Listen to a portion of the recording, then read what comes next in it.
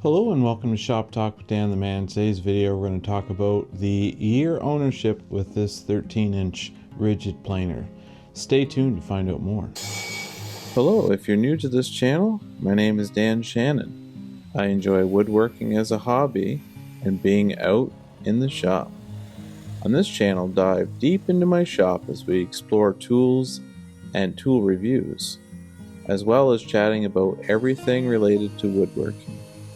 If this grabs you by the tool belt, please subscribe to my channel if you want more videos like this.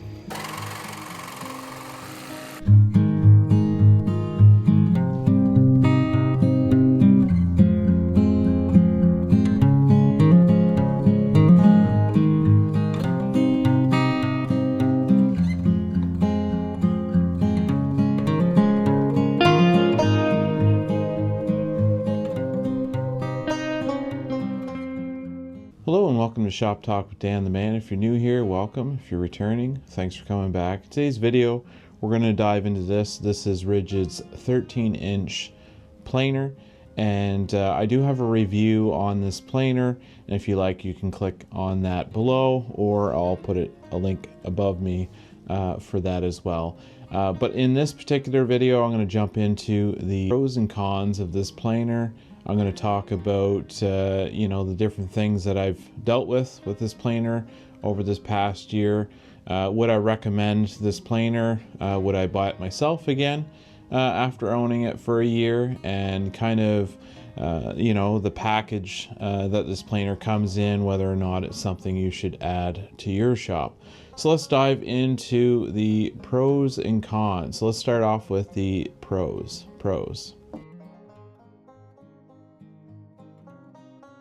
Okay, so I've owned this planer for 1 year, and one of the main pros I would say with this planer is it just works well.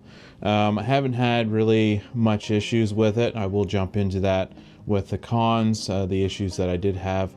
But all in all, this isn't an industrial planer. It is for a hobbyist. Myself, you got the odd board you want to bring the width down on, or if you have rough lumber, you just want to make each face nice and clean, this would be a great planer. But if you're going to take a whole pallet full of wood, definitely not a planer for you. You need an industrial planer, not something small like this. The second pro I would say with this planer is the easy blade switch. So I do have a video of the blade replacement on my channel, so you can click on a link. I'll put it right there if you want to check that out. So basically swapping out the blades or switching them. So what I mean by that is each blade has two sides. One is the side that it came on when you bought the planer, and then there's an opposite side. So all you do is you undo the bolts on the roller, and each roller, there's 3 blades on the roller. You just loosen all the bolts, pop the blade out, and then spin it around. So each blade has a double side, which is great with this model because you get double the cut time out of each blade before you have to buy new ones. So I really like the ease of switching blades on this machine. It's very straightforward. Like I said, there's a link above me that I left for you to check that out if that's something you'd like to do with your planer. Another thing I like about this planer is the LSA warranty. And there's 2 reasons why I bought this particular planer. The first reason was the LSA, so that's a lifetime service agreement. You have 90 days to register. Anything happens to this, the motor dies, a roller breaks, any type of issue like that mechanically, they will fix it for lifetime. So that's one of the biggest reasons why I bought this, and of course the pricing. For this being, probably about average, I would say. It's not high end, it's not like the lowest end, so I'm kind of right in the middle, kind of the sweet spot. I got this on sale, it was $150 off when I purchased it, so the LSA plus the sale price was the reason why I purchased this planer to begin with. And of course I went online and there was really good reviews on it. So, you know, it checked all the boxes for my shop. Another reason why I got this planer, and I would say it's a big pro, is the in-feed and the out-feed table. They're really good size. So say you have a bunch of boards that are glued together and you got to run it through the planer. You have a really good sized in-feed table and out-feed. And they fold up too, so when this is in storage, you can see my shop's not that big. So when I need to store this, I can put both sides up, in-feed, out-feed, and then slide it off to the side. So that was another feature that I really enjoyed, which was a pro for me for storage, because you only have the width and then the length for storage, depending on your shop. So having that capability to fold these up was really nice. Another pro to this planer is it never really bound up. I do have an example in the cons that it happened, which wasn't good, but I'll get to that after. But the pro was it just keeps running. Like it's a well-built machine. It's solid metal. You do have some plastic casing on either side, and this material in here is plastic, switches and so on. But for the most part, solid metal. Anything that matters, solid metal. You got a 4-post system on the corners, so it's really rigid and rugged. It's not going to twist or bend. When it goes up and down, it has really good threaded bars to raise and lower the deck on here. So it's just really well built. I've seen other ones that aren't so well built. They're quite flimsy. But this one here, when you raise and lower the deck, it stays perfectly square and it raises and lowers very easily. You also want to keep a maintenance tip. You also want to keep, you know, spray some WD-40 or something on these really fine threads every so often. They do cram up with dirt. Obviously this thing gets used quite a bit, lots of sawdust floating around. So you just want to spray these threads every so often. But yeah, just a pro with the deck just going up and down with the ease. I've never had any problem with that. So another pro to this planer is the fact that it has on the tool storage for your adjustment tools. So this is a hex key and it's got 2 magnets on the end. So when you swap out your blades, you have your tool right on the side, which is perfect.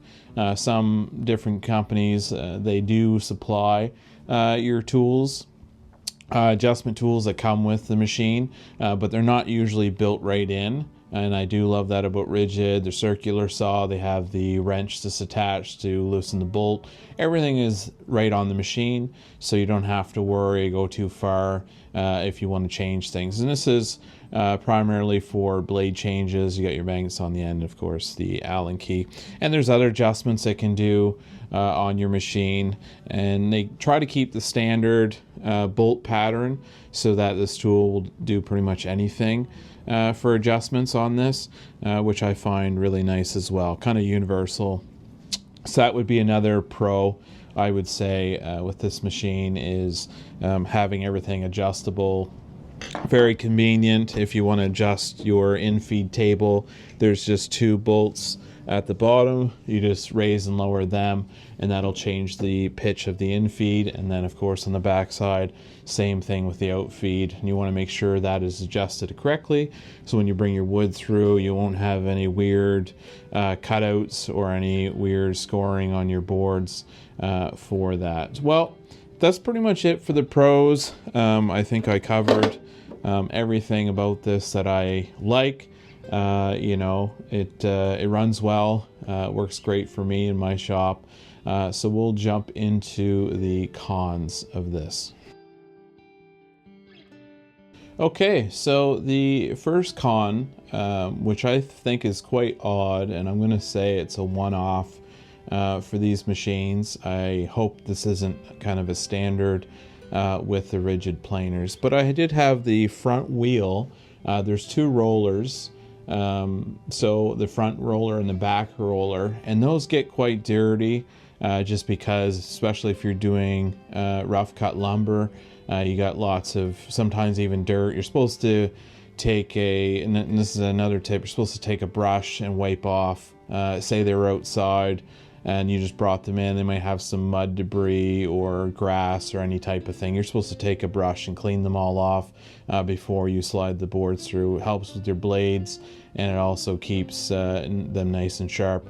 So as you're bringing the wood through, you have your in-feed roller and then your out-feed roller, and they're both on either side of the blade. I'll show you a little video underneath here just to kind of give you a view of that. But basically what happened was, when I first got this machine, probably I want to say a month in, I was feeding some material through and it was binding up and some weird stuff was happening. It just wasn't pulling it through.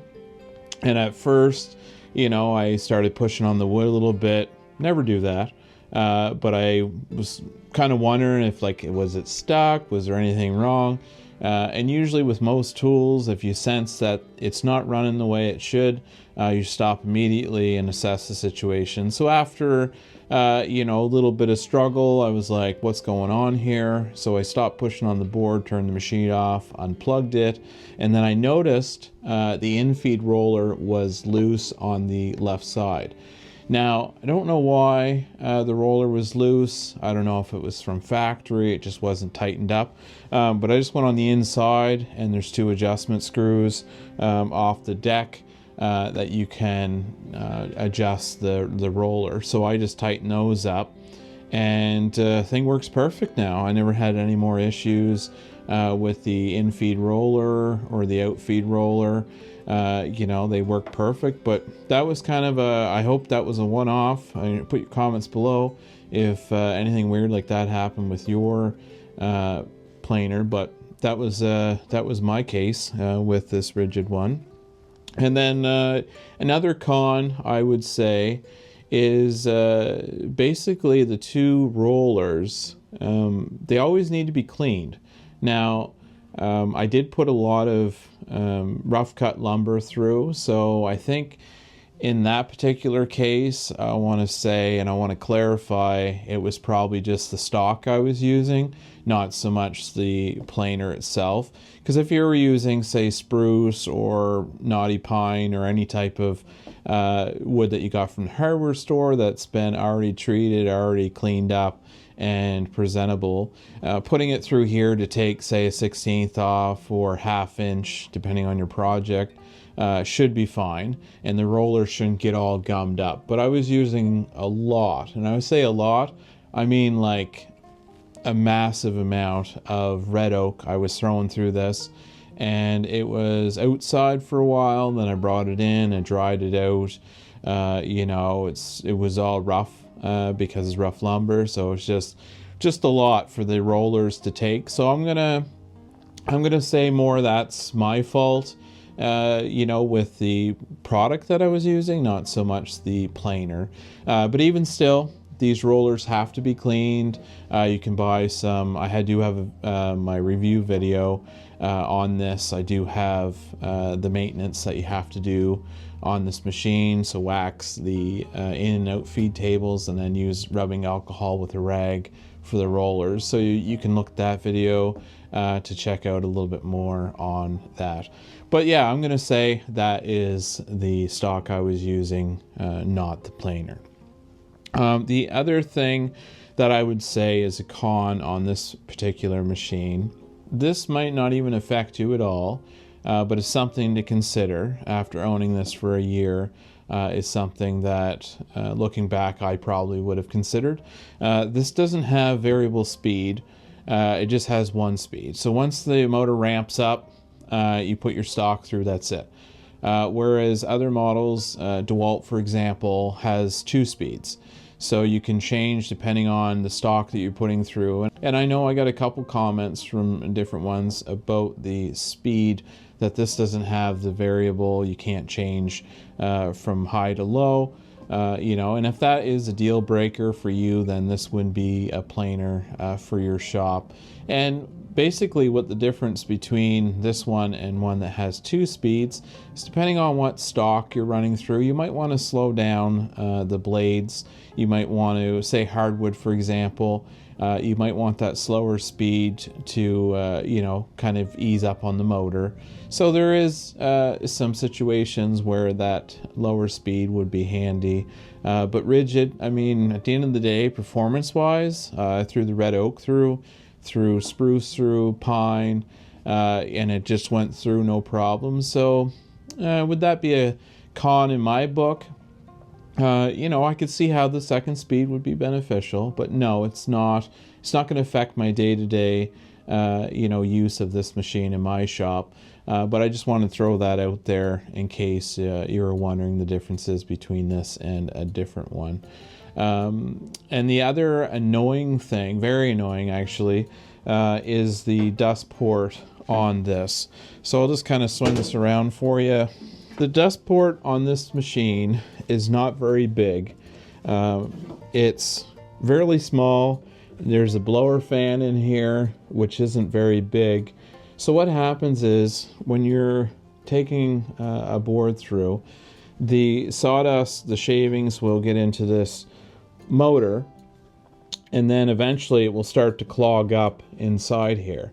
So this should be probably double the size, or at least half more the size. And this blower unit should be a fair bit bigger, in my opinion. Does it clog up all the time? No. But does it clog up? Yes, it does. And I think it's just because the amount of product that you pull out of this at once. And I will clarify, if you're doing like say, an inch board instead of a 13-inch, you're obviously not taking the same amount of material off each board. So an inch board would only be an inch wide, whereas a 13-inch board would be this whole cutting of the blades themselves. So obviously the more you take off, the more demand is on this motor and the dust port. So I haven't had it jammed up, like I said, not too many times. But it was really when I was cutting probably the 13 at once. Just, of course, there was more material coming off the knives and going into this little blower motor. So that was probably the biggest con on this machine, just for annoyance. I do have a bag that I clip onto the end of this. It collects all the shavings quite nicely. It fills up quite quick, of course, because this throws off a lot of sawdust or a lot of shavings at once. But that's pretty much it for cons that I can think of owning this for a year. So let's jump into my final thoughts. Okay, so my final thoughts. I did the pros and cons of this unit after owning it for a year. And basically, what would be my final thoughts if I had to summarize this entire product within the year of ownership? How would I word it? Basically, would I buy it again? Absolutely. And the reason is, as much as the roller issue and the dust port issue getting clogged the odd time, it basically boils down to price and quality. And I would say at the end of the day, bar none, what I paid for this, I did get it on sale, and I recommend you wait as well for a sale price. I do that with all my tools. All the tools I have behind me were pretty much purchased on sale, just because why not, right? You can save a few bucks here and there. But the build quality and the overall value you get with this machine, I think is pretty much perfect. And once again, it has to do with your needs of your shop, and I can't stress that enough. You can't expect this tool to be an industrial floor model that's cast iron with massive blades on. Like, it's just, no, you just can't compare the two. It was never meant to replace an industrial planer. This is for hobby shop. It's for small wood shop, anyone that's doing small projects. Did I throw a lot of wood through it? Absolutely. In 1 year, I changed the blades already. I just put a new set in, so I've burned through both sides. So it's a two-sided blade. I burned through both sides using this. So I've definitely put it through its paces over this past year. So I can definitely attest to its build quality and overall operation of this thing. The other thing I'll say about this planer that I really enjoyed when I needed to do them is the blades. Swapping the blades out or flipping them around. That was a very easy process. You had your tool on the planer itself. I've already talked about that in this video. But basically the changing of the blades and swapping them from one side, flipping them around to the other side. Very easy to do with this machine. And also, since we're on the blade conversation, I found they were very easy to purchase. I just went to the local Home Depot where this planer actually was in the aisle. There was a strip of blades right next to it hanging up. So very easy to locate new blades for this. You can buy some online. Amazon sells them. I got the Ridgid ones because I knew they would go with the machine, the proper fit, all that stuff. Which is important to me to make sure they line up correctly so I don't damage the machine or have any issues like that. So do your research before you buy your blades. Make sure they go with the model of planer that you have. And the other thing I'll say about the blades is make sure you listen to your planer. And what I mean by that is when I had this planer, the blades were on their way out. I just kept pushing wood through, kept working at it. The motor was revving up high. A lot of my boards were the face on them starting to get pitted really bad, lots of tear out. And like most tools, especially like a table saw or a sliding miter, you can tell when you're cutting through wood, it's just growling a lot, it's groaning a lot, it's just too much for the machine, and you know the blade needs to be replaced. Same with your planer. You can definitely hear a huge difference in the motor, and you don't really notice how big of a difference until you put the new blades on, and then you turn the machine on, you put a board through. It is like night and day. Even your board, your product, when you take it out from the original blades that are worn, and then the new blades, there's like a shine to the wood, whereas the old blades, no shine, just almost like eating the board up instead of cutting it. So that's a big difference. So I just wanted to add that in there kind of as a side note. Make sure you look after your blades, because the machine, I could have burnt the motor out by just keep going with the wood instead of practicing a smart decision in swapping of the blades. So yeah, at the end of the day, I gave you the pros and cons, my thoughts on this planer. Hopefully this is something you can enjoy in your shop. If not, there's other options out there. DeWalt makes a really nice one. My brother actually owns it and he really enjoys it. So it doesn't really matter. At the end of the day, I always say, get out in your shop. Doesn't matter how big or how small. Just get out and enjoy it. And if you haven't already, please click on that subscribe button down below to be part of the Shop Talk family. We'd love to have you on board to chat anything related to shop. And please share if you have one of these planers, if you've run into any issues, maybe you've had to do a LSA warranty on it and something happened to it. So please put that below, just kind of help other people out and maybe bring some issues to light.